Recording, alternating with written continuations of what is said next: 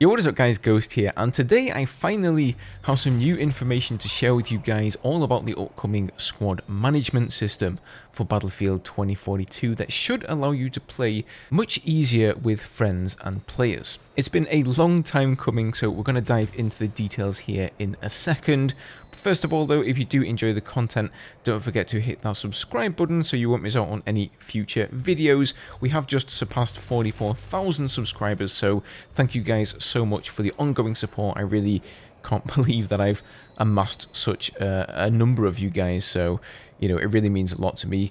Onwards and upwards, let's see how fast we can smash through 45k. Okay, so obviously the current squad management system is pretty crappy. You have to go into the players and squad screen, then you have to make sure to scroll over your own name, and only then, and if you're dead on the spawn screen, can you actually change squad. What's more, it puts you into a random squad, and the majority of players probably don't even know that they can do this to begin with. Luckily though, that is all about to change with the initial update for Season 5, so that's update 5.0, as just today we got a bunch of details via the Inside Battlefield podcast from DICE. So first off here, we'll be getting a brand new squad screen, and the player screen will be separate. So when you hit the options key or button on your controller, you'll still have that same button for players and squads that you do before, but this will now open up the squad screen instead, and then from there you can go into the player screen if you wish. So within the squad screen, you'll then be able to see all of the squads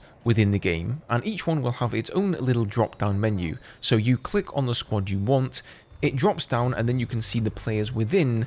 Other than that, you'll be able to see the squad names, the new squad icons, which I believe will be different for each squad to help differentiate between them. And then if you have a friend in the server within a squad, that squad will also be marked with its own special icon, making it easier for you to find them and join up. Now from the squad screen, you will also be able to create your own new squad, of course, and change into other squads, which according to DICE is a very seamless and intuitive experience. So to do this, you'll just click on the squad you want until you can see the players within, and then you click again to bring up the options, and then simply click join. Squad names are back too, but this time DICE are getting a little bit more creative, so they're foregoing the usual Alpha, Beta, Charlie, NATO phonetic alphabet names, and instead they're opting for names like Night Stalker, Gravedigger, Hellfighter, and Blackjack, to name a few. It's still unclear if we'll have one squad name for each letter of the alphabet like we used to. We may certainly need that, especially in a game with 64 players on either team, and, you know, given the fact anyone can create their own squad now, but I guess we'll see. And then there's the new reservation system to talk about. So the way DICE described this is the reservation system, it basically sounds like locking your squads in previous games. That is to say, if you create a new squad, it will not be auto-filled by randoms from the game, and it will instead be reserved for your friends to join on.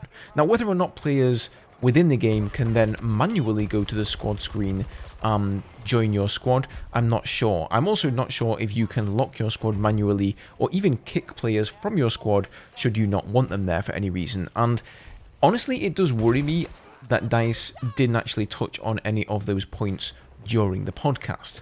So let's say, for example, you're in a vehicle, you meet a really great gunner in the game, and you say, hey man, do you fancy squadding up? So you create a new squad for the two of you, but he then can't join it because he's not on your friends list. Or if he can join it, then surely that also means any other random within the game can manually join it as well, and potentially jump in that gunner seat instead of you or your new buddy. Now, if there is a kick squad member feature, obviously that would solve this issue, so I sincerely hope that there is, but if there is, then why didn't they mention this in the podcast? We will be getting more information about this during the week via a dev blog, so perhaps we'll find out more information then. Also, for those of you who play solo games with friends with or against AI, the full squad management system will also be active in those modes as well, so if that's your cup of tea, then don't fret, it will also be fully available there. Now, in addition to these squad management changes, you will now finally be able to see your party within the main menu alongside your own soldier. So the same way you can in other games like Call of Duty. So really good change there, something people have been calling for a long time, and it just makes a lot of sense for visibility's sake. I know that I personally barely ever notice if somebody joins my party at the moment, so that's definitely going to help me out. Okay, next up, squad orders will be returning to Battlefield once again as well. So if you're the squad leader, you'll be able to ping an objective to signal your squad to either attack or defend, and if they do so, you will all receive squad order bonuses in the form of XP. However, this won't be available right off the bat with update 5.0, but it will be coming sometime during season 1, so most likely update 5.1 or 5.2. I'm honestly a bit sad that this isn't tied into some sort of call-in system, but who knows, perhaps that'll be coming later on, and they're just laying the foundations here that, albeit, should have been laid before the game even released. And whilst we're on the topic of XP, they've made a small change to the way points are shared for arming and disarming the MCOMs in Rush. So previously, if you were the player to arm or disarm an MCOM, you would receive a bunch of XP, whilst everybody around your objective got nothing. But now there's going to be a trigger zone around the MCOMs that will award any player within that area with XP for disarming or arming, no matter who actually does the arming or disarming. So I think this change makes a lot of sense. After all, that's how conquest or breakthrough objectives work, and it is of course a team game. So I'm sure you guys will agree this is really good news overall. I'm thoroughly looking forward to it.